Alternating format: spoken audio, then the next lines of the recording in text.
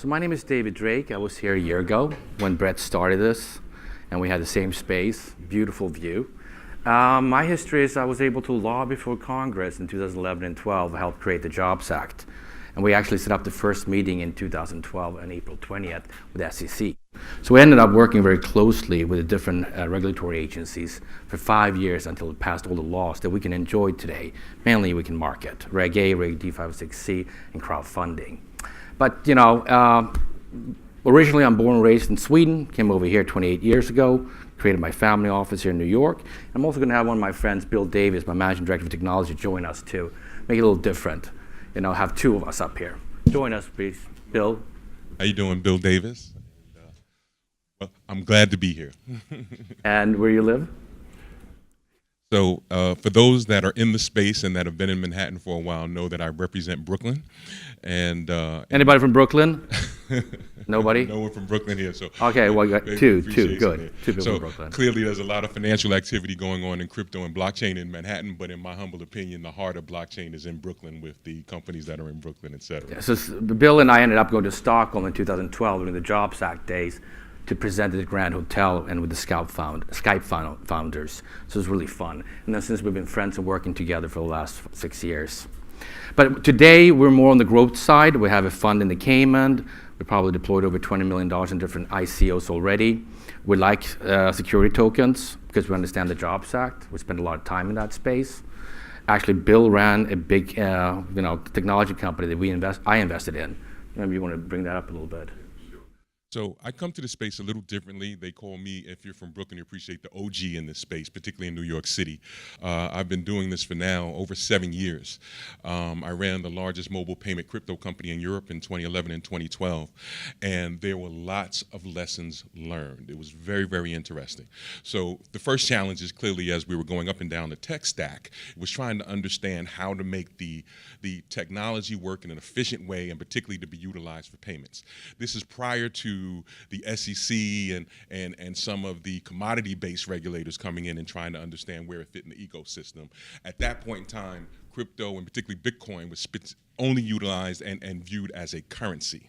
So as a result, all the banking regulators were in the space and trying to understand how is this money and payments being moved around the world.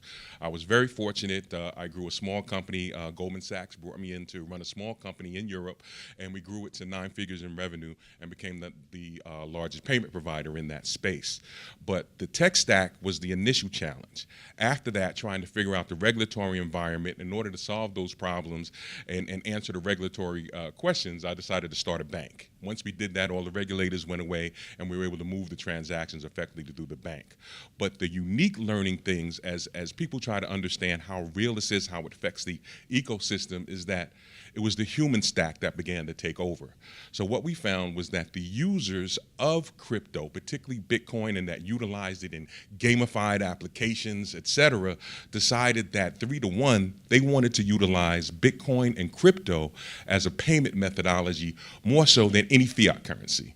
Whether it was pesos, euros, pounds, et cetera, they really, really enjoyed the freedom that the Bitcoin gave them. And as I started thinking about this over the years, these, what I call customers, and at that time I was calling the kids, they grew up in a gamified world. They grew up with virtual goods. They grew up utilizing digital and token solutions that gave them access to the things that were more important to them.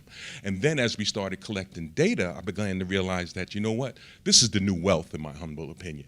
We grew up thinking about fiat and bank accounts and stock investments, et cetera, but the new generation are looking at how do we get access to the things that are important to us, and we want to store the wealth tied to those things.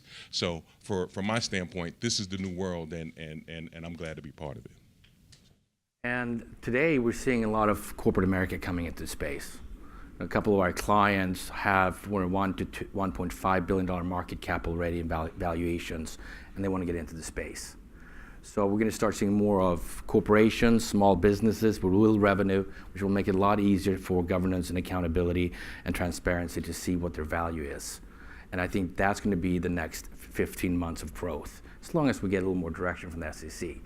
But they're already coming in and say, wait a minute, we got a $1.3 billion valuation and we're global. Why can't we do this? And we're saying, of course you can.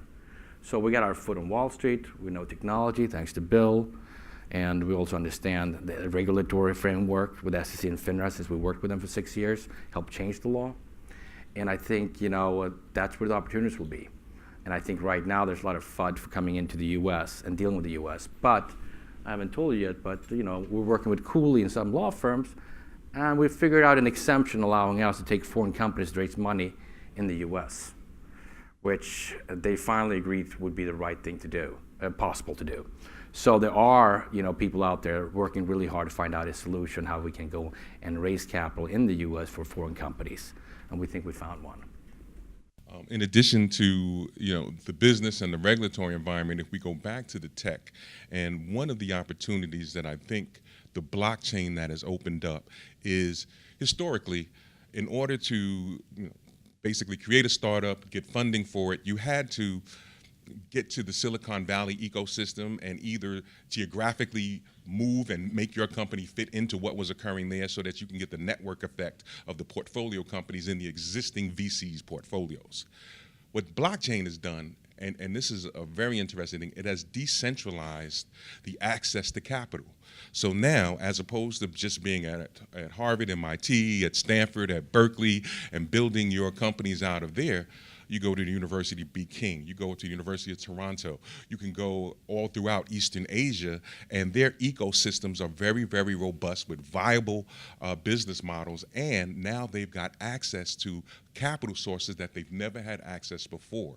So as a result, the way we're all benefiting, and in my humble opinion, and having done technology for now so many years, I don't want to date myself, is that we're seeing some of the most incredible new technologies we have ever seen. I'm meeting the smartest people that I've ever met, and the execution, and we're going to have some challenges because very often the CEOs and the leaders of these companies are very, very young and not a lot of experience, but simultaneously, we also get to learn from things that have not been tried before.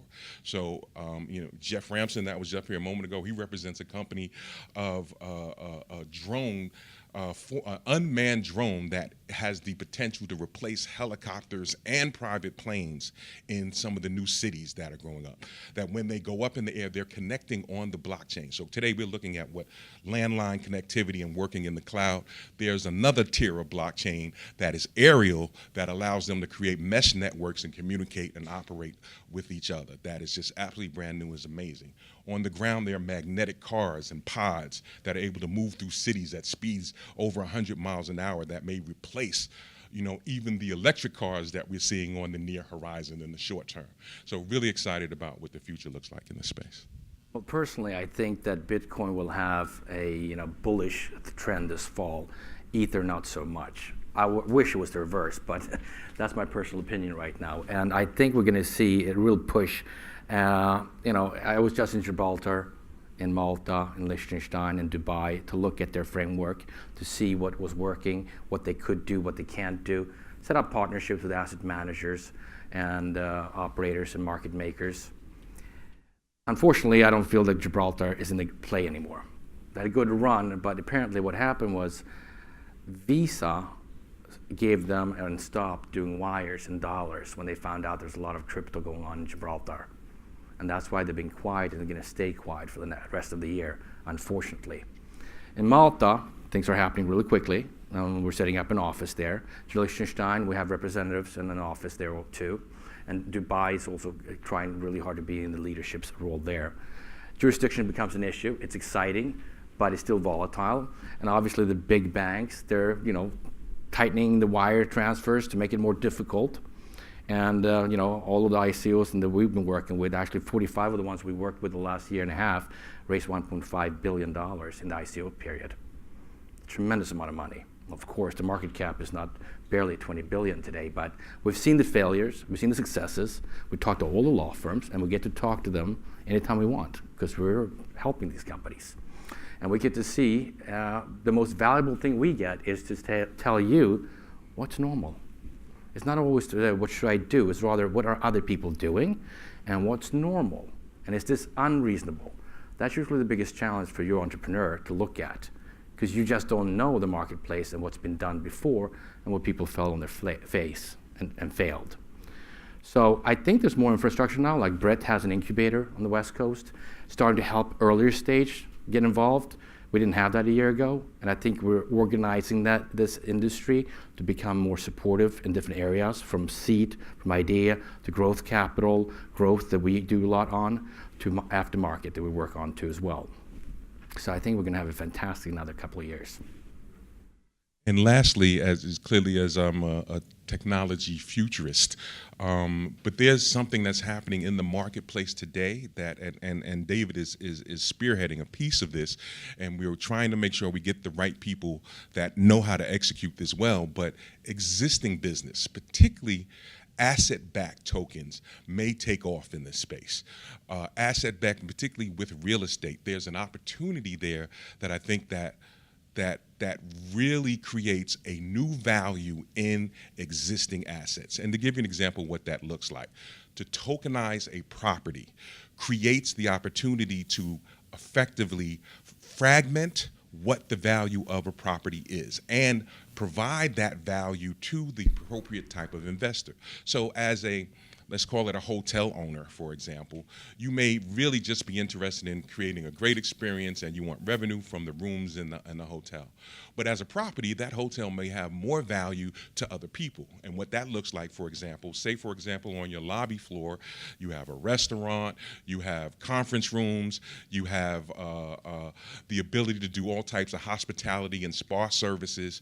That piece can be tokenized literally for a window of time and sold to the appropriate investor or related or strategic business owner for a window of time, and it has value to them where you do not have to sell your business in order to participate in that. In addition, say you have 100 keys, 100 rooms in that hotel, and simultaneously you're looking to provide some more liquidity into that property, but you don't want to sell the hotel in order to do that. You can do the same thing with those rooms.